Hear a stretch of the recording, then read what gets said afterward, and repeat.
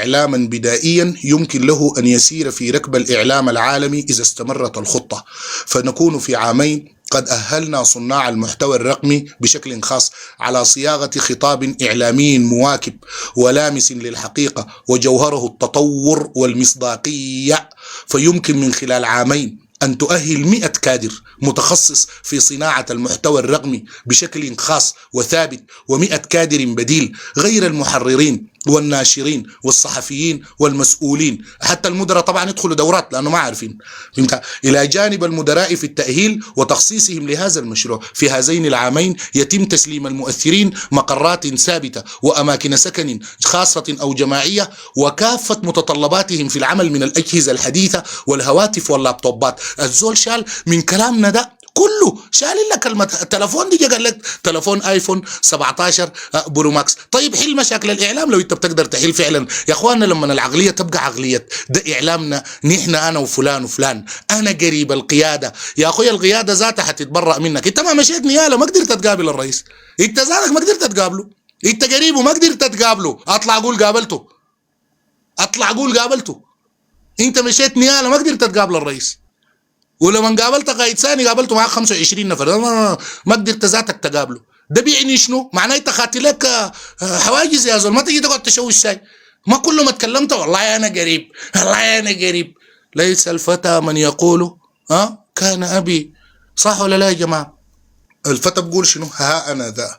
طيب نحن طرحنا قلنا ده جزء هسه من الرؤيه، طرحنا قلنا ده الكلام اللي يبقى مثلا في الاعلام، ودي الرؤيه تمشي.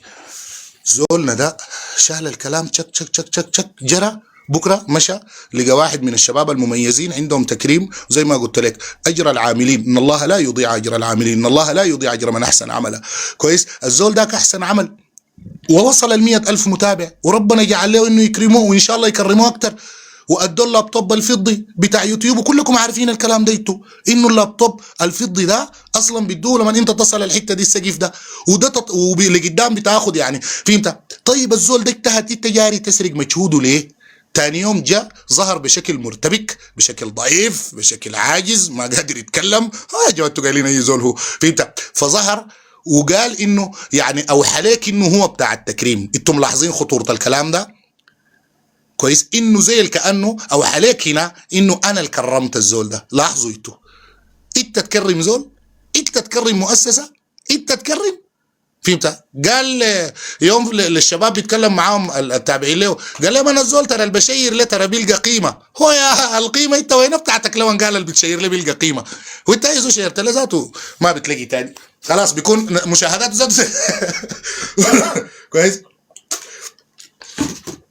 يعني مشى بعد ما انا جيت امس في اللايف ووضحت، قلت الزول ده جري جري يا جماعه، ومشى للاعلامي ده وظهر معاه عشان يقولوا هو اللي كرمه، ووضحت انه الزول ده كرمه اليوتيوب يا جماعه عشان ما نسرق حق الناس. هاي الزول ده اضطر بالليل قال والله داري يطلع تلفون ايفون 17 برو ماكس. شوف الزول ده فكره ما بيمشي ابدا، ما بيمشي لانه انتج مؤسسه او انتج افراد قادرين على اداره مؤسسه، ولا بيقدر يشتغل شغل حركي او عملي حقيقي، فهمت؟ ما بيعرف فلان داك ما سمع كلامي انا ما داير اوقفه من الراتب، فلان داك انا ما سمع كلامي، لا وكمان يتدخل في مكاتب تانية، مكاتب تانية كويس، يتدخل فيها ايضا، لا دول وقفوا منهم حق الايجار.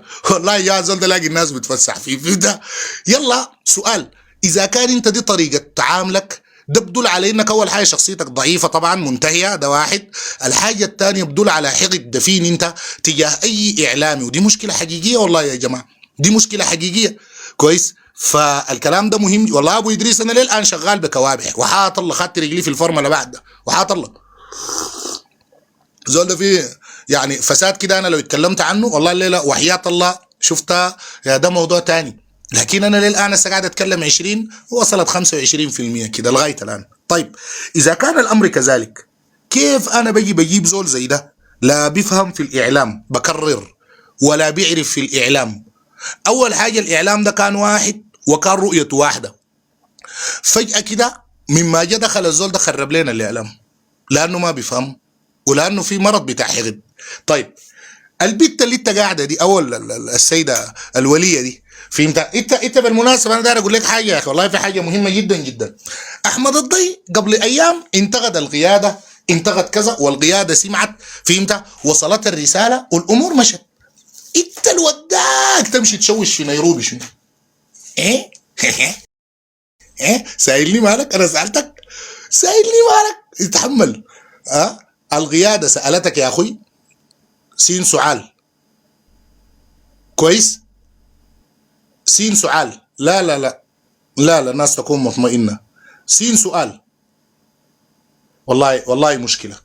في زول سال في نشطه في الميديا الان، في سؤال زول سال نفسه في نشطه في الميديا الان مختفين ليه؟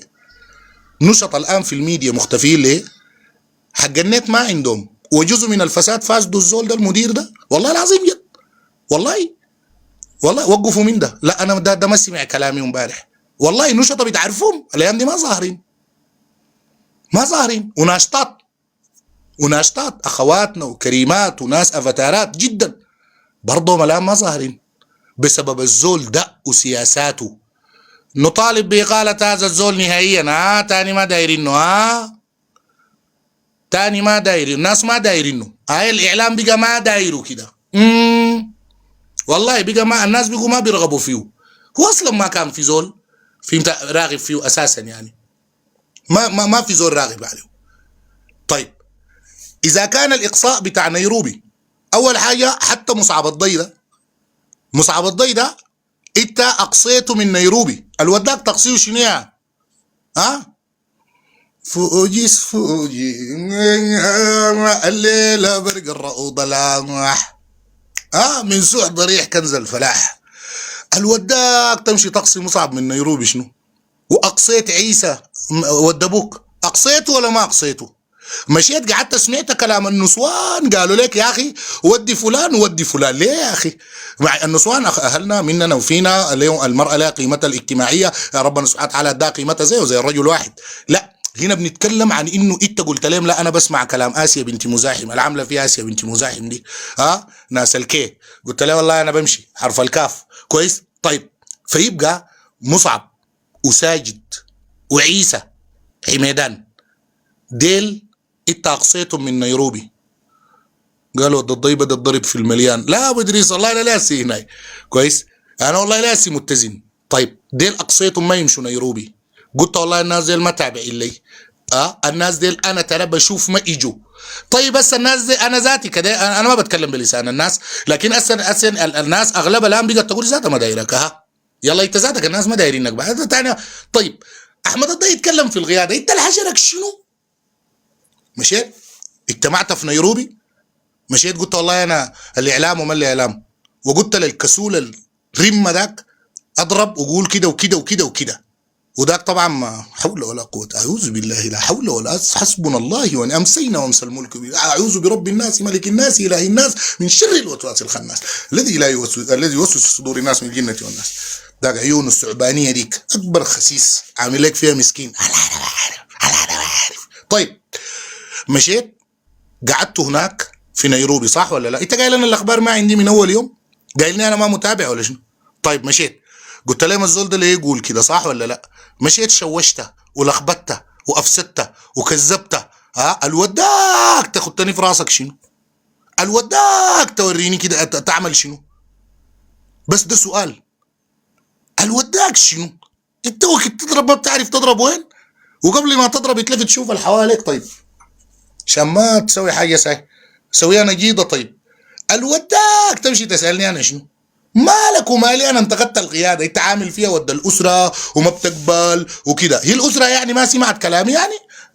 يعني انت ما قلت لكم زول متخلف زي ده، زول متخلف زي ده عقليا، والله الزول ده فيه صواميل ما مظبوطه. الله في سماه ومن نظراته، الله في سماه عينه له كده من نظراته ومن قعد، والله يا في حاجه ما طبيعيه ولا كمان. ودي انا كان جيتها بجريك 45 كيلو فيها، مش مشيت قلت قبل اليوم اعنت الناس اللي قالوا احمد الضي تاجر هيروين، مشيت انت اعنتهم على الكلام ده. ما تخاف ربك رب العزه ورب الحساب يا اخي، ديلك بلابسه خليهم يقولوا، انت تمشي تقول الكلام ده تسوي غليه؟ ما انا قلت لك زول اتامر علي قبل 20 سنه ما بخليه، اليوم اللي اتذكره الا يطير. يلا لما ظهرت ومشيت في نيروبي وقلت احمد الضيدة يقول الكلام ده وما يقول، انا هسه الان انت ادفع ثمن الكلام ده، اللي وداك تهبش شنو؟ في انت مالك ومالي؟ في مالك ومالي؟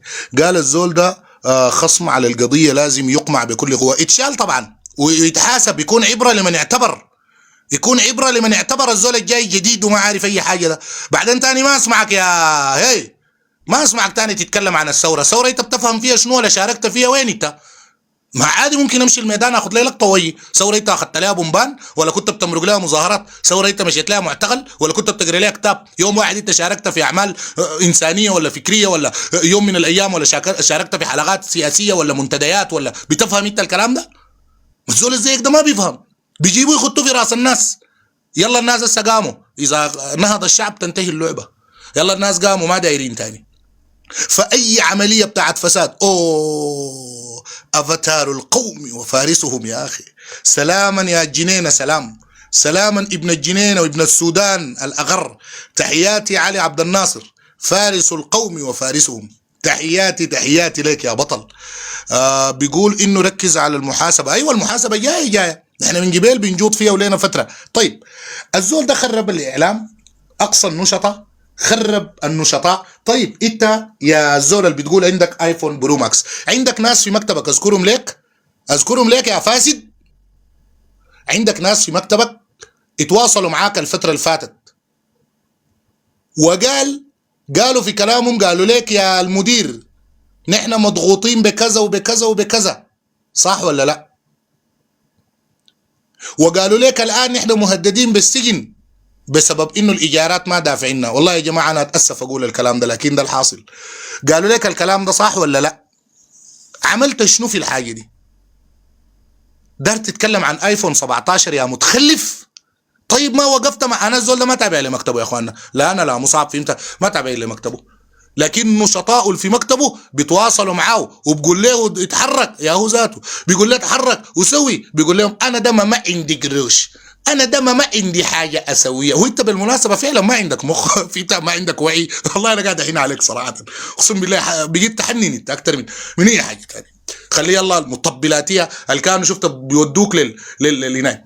انا بقرا لكم الكلام اللي ذكره ساجد البدوي اليوم يا اخواننا، وتم تعميمه على الجروبات، وتم حتى انا سالته قلت له خاص ولا عام اولا، لانه في النهايه انا ما بشيل حاجه حقت زول اجي انشرها في العام يا جماعه، لكن سالته وهو بنفسه رد علي في الكلام ده وقال لي انه ليه ترامب ذاته وصلت. قال لي لا يا هيام كويس، ما احمد لا كويس، قال لي الرؤيه دي توصل ليه ترامب ذاته. فده دليل على انه لما الزول يقهر ويقرف. اسمعوا سيد البدوي الليله قال في الزول المخزول، في الزول المحطم الفاسد ده، شوفوا قال فيه شنو. 23/1/2026 شباب وين التكبيس وين الشير يا جماعه؟ لعناية فخامة الرئيس، ده كلام ساجد البدوي الليلة، لعناية فخامة الرئيس فريق أول محمد حمدان دقلو موسى. يا أخواننا الكلام ده كاتبه ساجد الليلة ومعمم في الجروبات، بيتكلم فيه عن إنه يشيلوه من الزول ده، وبيتكلم عن إنه الزول ده يلا يا جماعة قلت لكم المدير ده فاسد ومبتز. فهمت؟ شوفوا قال شنو. قال لعناية فخامة الرئيس فريق أول محمد حمدان دقلو موسى حفظه الله ورعاه، الموضوع طلب فك الارتباط الإداري والمالي والتنظيمي مع الأخ يوسف عبد الله ضبة كويس، وقال أتقدم إلى سيادتكم بهذا الطلب راجيا النظر فيه، وبعد معاناة امتدت لأكثر من عامين حاولت خلالها التقاضي عن العديد من التجاوزات التي طالت شخصي من قبل الأخ يوسف عبد الله ضبة، وبذلت جهدا كبيرا في الاحتواء والمسايرة وتغليب المصلحة العامة، إلا أن جميع تلك المحاولات باءت بالفشل إلى أن بلغ الأمر مرحلة لم يكن من الممكن السكوت عنها، وانطلاقا من حرصي على المؤسسة. والله يا جماعة ساجد مهذب يا أخ. قال وانطلاقا من حرصي على المؤسسة وعلى القضية وعلى سمعتي المهنية وكرامتي الشخصية، فإنني أطلب من سيادتكم فك الارتباط الإداري والمالي والتنظيمي والمهني بيني وبين الأخ يوسف بشكل كلي، مع كامل الاحترام والتقدير لشخصه. ما عنده أي احترام هنا ولا، لكن المهم مع تأكيد ولأني وإخلاصي وانتمائي الفكري والروحي والأخلاقي الثابت لسيادتكم الأشاوس والمؤسسة للمؤسسة وللقضية، وذلك للأسباب الموضوعية التالية. دأب الأخ يوسف على تحويل أي مقترح مهني أو نقاش موضوعي إلى شخصنة وجدال عقيم مصحوبا بإهانات شخصية وتحجرف وفوقية واستخدام عبارات تقلل من قدري ودوري وتتضمن تشكيكا في قدراتي وعبارات مجحفة يقصد بها التقليل من تأثيري، من قبيل هل تظنك أنت تفهم أفضل مننا؟ وما قاعد يفهم يوسف أول حاجة، لكن قال هل تظن أنك تفهم أفضل منا أو لست متميزا أو شخصا مهما وغيرها. وأنت مهم لما تجي تقول يا أخي أنت والله حاجة حزينة زي ما قلت، والله حاجة حزينة يا أخي، والله حاجة حزينة يا أخي، حرام يا أخي، يا المتخلف زي ده ما بجيبه يمسكه يا أخي، ثورة يا أخي، فليسقط يا أخي، ما دايرين انه تاني يا اخي، ما يصبح لنا يكون قاعد يا اخي، ما ممكن يكون زول الفساد بتاعه يصل عنان السماء والقياده تسكت عليه، وتاني يصل مرحله نشطه يقعد يشكو حالهم في الميديا بسببه القياده عليه انها تتخذ الموقف. الزول ده ما دايرينه، الزول ده الان الاعلام كله ما دايره، الاعلام كله ما دايره فساد. تاني لك كان يمشي يضرب يا فلان هاك دي كده هاك كذا، يا فلان عليك الله ده مبلغ كذا، اشهد ضد زميلك كذا. مش قاعد تشتغل كده يا وسخان، مش قاعد تشتغل كده ولا ما قاعد تشتغل؟ هل وداك تمشي تشوش لي في نيروبي ولا مش شنو؟ وداك تمشي تشوش لي في نيروبي ولا يلا انا متابع، يلا اتحمل. طيب قال فشلت جميع محاولاتي لإقناعه بإيقاف المحتوى العنصري الذي يقدمه البعض أيوة حيث كان ينفي صلة بعضهم بالمؤسسة وكذا. طيب قال اتسم اسلوبه بعدم الاستماع لاي مقترحات تطويريه، وامتنع بشكل متكرر عن تقديم اي دعم مهني او مؤسسي او استراتيجي. هو بيفهم شنو لما يقدم ده، هو بيفهم شنو عشان يقدم ده، لكن ذلك بأن المؤسسة فقيرة، القيادة ترفض أي تطوير لعدم وجود المال الكافي. شوفوا الزول المبتز الفاسد ده بيقول للناس المؤسسة ما فيها قروش. يا ناس القيادة، يا سادة في القيادة، انتوا صحيح ما عندكم قروش؟ صحيح ما عندكم قروش؟ الزول ده قاعد يقول للناس ما في تطوير في الإعلام لأنه قروش ما في. والله يا هو ده كلام الرجل لسه واضح كويس، وكثير قالوا نفس الكلام ده بالمناسبة كويس. وقال القيادة ترفض لعدم وجود المال الكافي، ويتحدث دائما عن الوضع المالي للمؤسسة منذ 2 أو أكثر، وكأن المؤسسة تتسول قوت يومها وبالكاد لديها مال، مما عطل أي فكرة أو أفكار إبداعية، وأوصل الإعلام لما هو عليه الآن من فشل ذريع مقارنة بإعلام الإخوان المسلمين. يلا يا يوسف يلا انت مغال أصلا، يلا بعد ذلك الله يلا، ولو ما داير تزح الاعلام ده كله بيضرب عشان انت تزح، الناس بقت ما دايراك، ما بترغب فيك، امشي يا اخي اولا. وتاني بعد ده بنجيب الفساد الحقيقي. افضل لك تمشي الان كده، والله افضل لك الان وانت شالوك لك يلا افضل لك تمشي. طيب قال مارس الأخ يوسف أسلوبا أقرب إلى الضغط غير المشروع والابتزاز الإداري، وذلك من خلال الانتظار المتعمد، حتى وصلت قضية الإخلاء الخاصة بمنزلي إلى مراحلها النهائية. ثم وقبل موعد التنفيذ بأيام قليلة اشترط علي وأجبرني على إرسال موافقة خطية بخصم 20% من تحويل الشهري مقابل دفع قيمة الإيجار، وقد تم ذلك مع علم. لا حول ولا قوة إلا بالله، حول ولا قوة إلا بالله. الله يا جماعة يا أخي، الله يا جماعة يا أخي، بس يا قيادة عاجبكم الكلام ده هسه؟ إن شاء الله مرتاحين كده يا هم. ده الزول اللي جبتوه، شوفوه ده الزول اللي جبتوه بس كده مرتاحين، قاعد يقول للناس أنا من الأسرة، أنا والله يا زول متخلف زي ده بيجيب للناس إلا المشاكل يا أخي. الوداك تمشي تشوش عليه في نيروبي قبل كم يوم شنو وفشلت ذاته، الوداك شنو؟ معمم الكلام ده. طيب معمم كويس. طيب إعلامنا طيب قال يوم 4 اللي هو خصم 20% من تحويل الشهري مقابل دفع قيمة الإيجار، تم ذلك مع علمه التام التحويل الشهري ولم يكن يكفيني أساسا وكان كذا. طيب قال تعمد تأخير مستحقاتي المالية. شوفوا الزول ده بيعمل شنو مع الناس، شوفوا الزول ده بيقول شنو للناس. ده الكلام ده كاتبه الليلة ساجد يا جماعة البدوي كويس، الليلة بيتكلم عن يوسف ده في الإعلام وفي إدارته.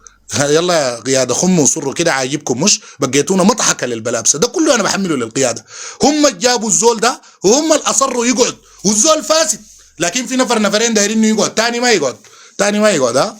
يلا هسه كده مرتاحين إن شاء الله كويس.